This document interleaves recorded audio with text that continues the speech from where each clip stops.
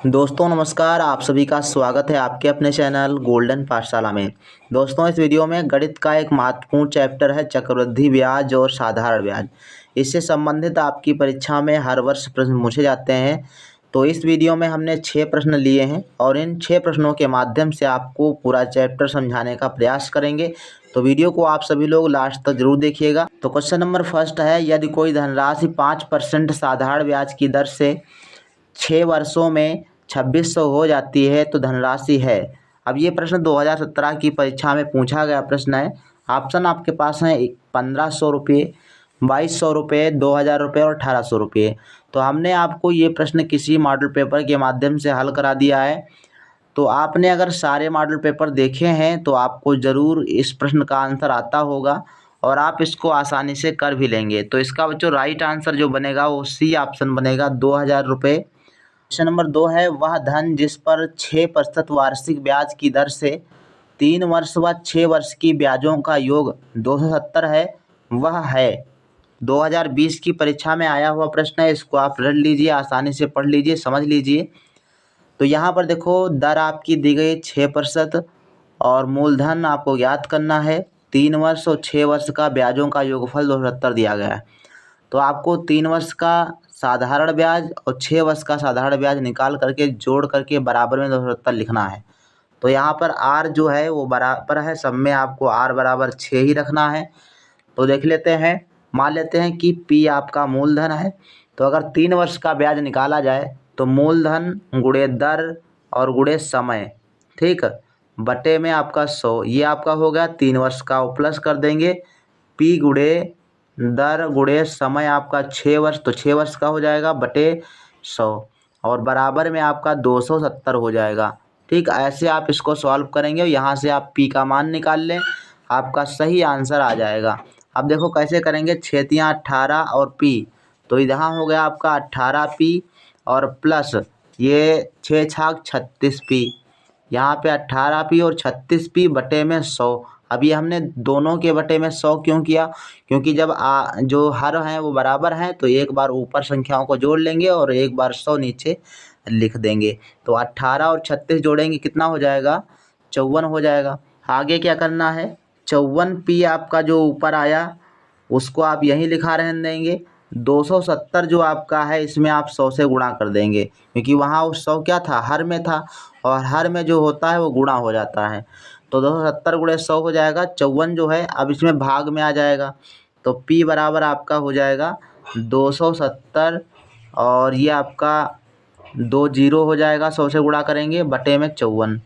अब यहाँ पर जो है आपको काट देना है, तो काटेंगे तो कितना आएगा, देखो 9 से काट दीजिए, 9 × 54, 9 × 27, तो 3000 हो गया यहाँ पर। अब इसके बाद जो है 6 से काट देंगे तो 6 कम 6, 6 पंचे 30, तो यहाँ पर देखो 2 जीरो और 5 आया तो 500 आपका सही आंसर हो जाएगा, डी ऑप्शन। ठीक, इस प्रकार से आप इन सवालों को हल करेंगे। नेक्स्ट प्रश्न देखो है 3 नंबर क्वेश्चन, 1000 रुपये 2 वर्षों में 10% वार्षिक ब्याज की दर से आवर्ती ब्याज तथा साधारण ब्याज का अंतर है।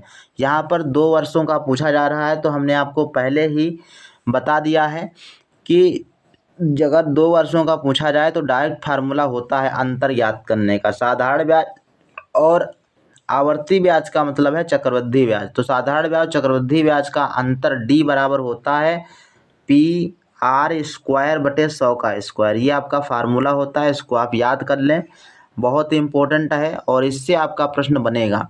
तो यहाँ पर देखो पी का मान आपका 1000 दिया गया है, 1000 रख देते हैं, गुणे आर का मान यहाँ पर 10% है तो 10 को 2 बार करेंगे तो ये 100 हो जाएगा, बटे में आपका दिया गया है 100 का स्क्वायर, तो 100 का स्क्वायर करेंगे तो 4 जीरो यहाँ पर हो जाएंगे।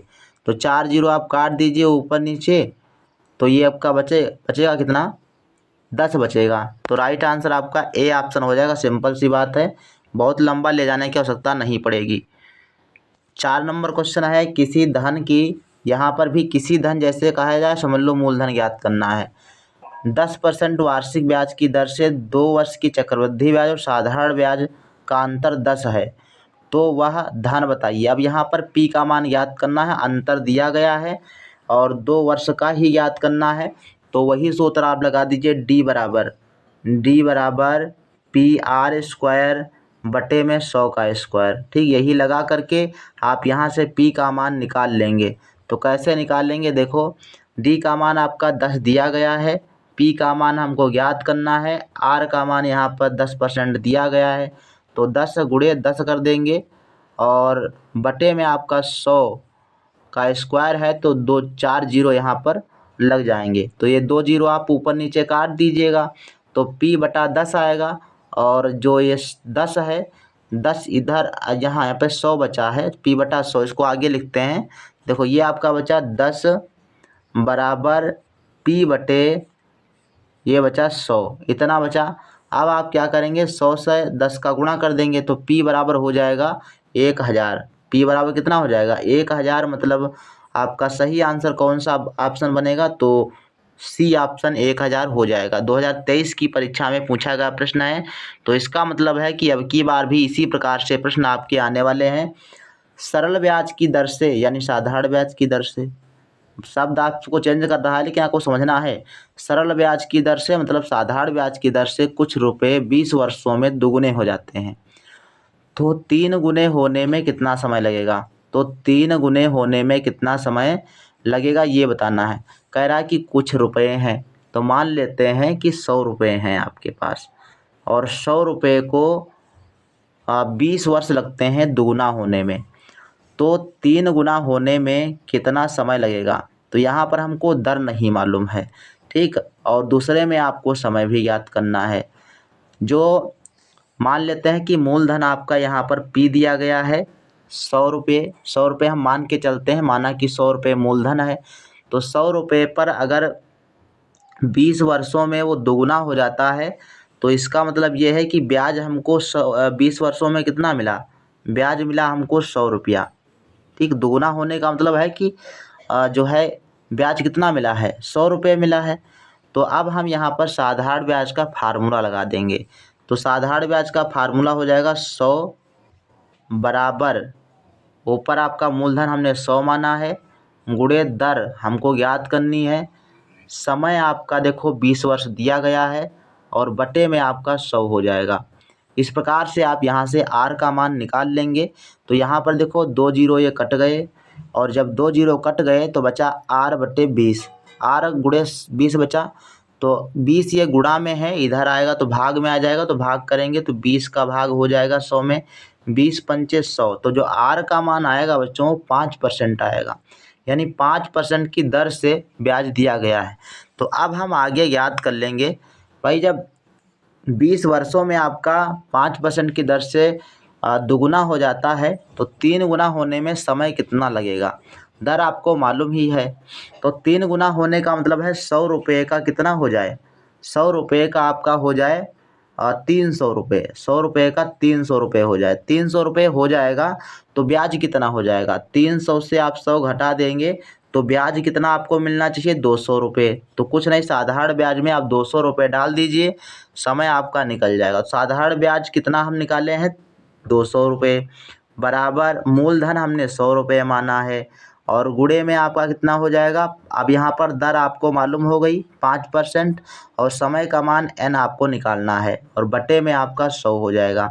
100 काट दीजिए, और ये 5 गुणा में है, ये यहाँ पर आपका एक भाग हो जाएगा। तो इसको काटेंगे तो आपको कितना हो जाएगा, 5 कम 5, 5 चौको 20, 40 ठीक वर्ष। तो राइट आंसर आपका हो जाएगा n बराबर 40 वर्ष, मतलब बी ऑप्शन आपका सही जवाब हो जाएगा। ऐसे भी आप सिंपल तरीके से कर सकते हैं। और 6 नंबर क्वेश्चन है, 5000 रुपये का 8% वार्षिक ब्याज की दर से 2 वर्ष में साधारण ब्याज और चक्रवृद्धि ब्याज का अंतर कितना होगा। अब ये क्वेश्चन देखो 2015 और 2018 में पूछा गया है, और वही क्या है, अंतर ज्ञात करना है, और 2 वर्ष का ही ज्ञात करना है। तो वही आपका सिंपल सा फार्मूला पूछता है, डी स्क्वायर बराबर वाला। तो सॉरी, डी बराबर कितना हो जाता है, पी स्क्वायर मतलब 5000, और गुणे में आपका कितना है 8, तो 8 गुणे 8 कर देंगे, और बटे में कितना है, तो 100 का स्क्वायर मतलब 10,000। तो ये काट दीजिए 3 जीरो, और यहाँ पर देखो 5 से काट देंगे, 5 एकम 5, 5 दूनी 10, 2 एकम 2, 2 चौको 8, 4 से 8 का गुणा, 8 चौक 32। अंतर कितना आएगा? 32 रुपये आएगा। सी ऑप्शन आपका सही जवाब हो जाएगा। ये क्वेश्चन भी हमने कई बार हल करवाया हुआ है। तो इस प्रकार के प्रश्न आपके साधारण ब्याज से संबंधित और चक्रवृद्धि ब्याज से संबंधित क्वेश्चन आएंगे। तो आप इस वीडियो को अगर पूरा देखे हैं तो आप लोग और प्रैक्टिस करने के लिए हमारे टेलीग्राम चैनल पर जाइए। बहुत सारे मॉडल पेपर आपको मिल जाएंगे, वहाँ से आप उनको डाउनलोड करके एक एक क्वेश्चन को फिर से रिवाइज कर लीजिए। इसी तरीके के प्रश्नों को हल कर लीजिए। प्रैक्टिस जितनी भी आप करेंगे आपको उतना ही फ़ायदा होगा। तो मिलते हैं फिर नेक्स्ट वीडियो में, तब तक के लिए धन्यवाद। जय हिंद, वंदे मातरम।